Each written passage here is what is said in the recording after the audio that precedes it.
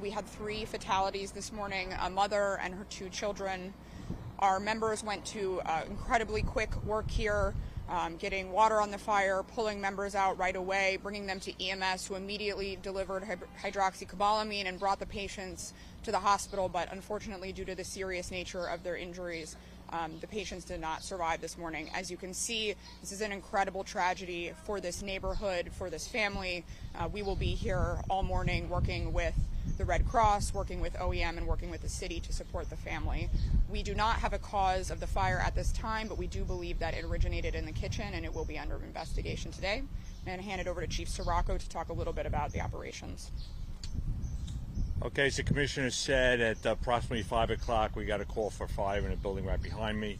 We encountered heavy fire on arrival. The truck units actually passed the fire to get to the rear bedrooms and rescued 3 patients out of the bedrooms. 1 was an adult, 2 were pediatric. Brought them out of the building. We performed in concert with EMS operations advanced life support at the scene and transported those people in critical condition to area hospitals. Unfortunately, at the hospitals, those 3 patients succumbed to their injuries.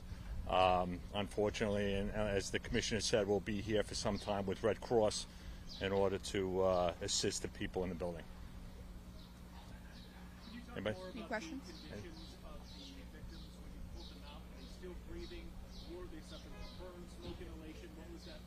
Hand that off to Chief Fields. So, based on the analysis given by the crew that was on scene, there were some burns to some of the patients as well as smoke inhalation. They were not breathing at the time. Ventilations were being performed by the firefighters, the CFRD, which was taken over by EMS. Once they arrived to the ambulance, the patients were intubated, administered hydroxycobalamin, and taken to the area hospitals. So they never started breathing again? No, not to the best of my knowledge, no. Neighbors said they didn't hear fire alarms working. Were they asleep when this happened? They were in their bedrooms? Go ahead. So, as the chief said, there was heavy smoke and fire on arrival. So even though it's under investigation, what that may mean is the fire was going for some time. We were here in 3 minutes, but the nature of the injuries and of the conditions when the firefighters arrived was very advanced. First, the top 2 floors look like the fire spread there. How is it contained? Is it contained in a certain area, or did the whole building go down in and out of that? No, the fire was contained to the 3rd floor and basically the heavy damages in the kitchen area.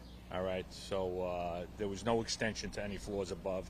We'll probably have some water damage in the lower floors from the hose lines. All right. The people will be able to return at some point. There is some water damage again, like I said, to the floors below. But we hope to get those cleaned up and work with the Red Cross to get the people back in their apartments. Go ahead, Commissioner.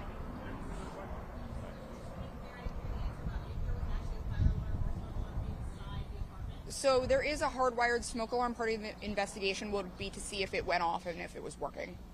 Anyone else besides the 3rd floor apartment? I believe it's just It's up to my knowledge, just the 3. Yes.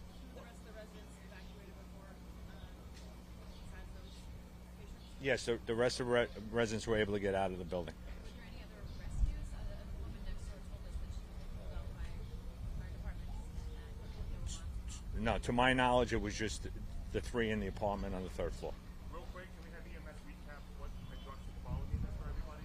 Go ahead. What their medication does and how capability of that? Hydroxycobalamin we utilize for cyanide overdoses.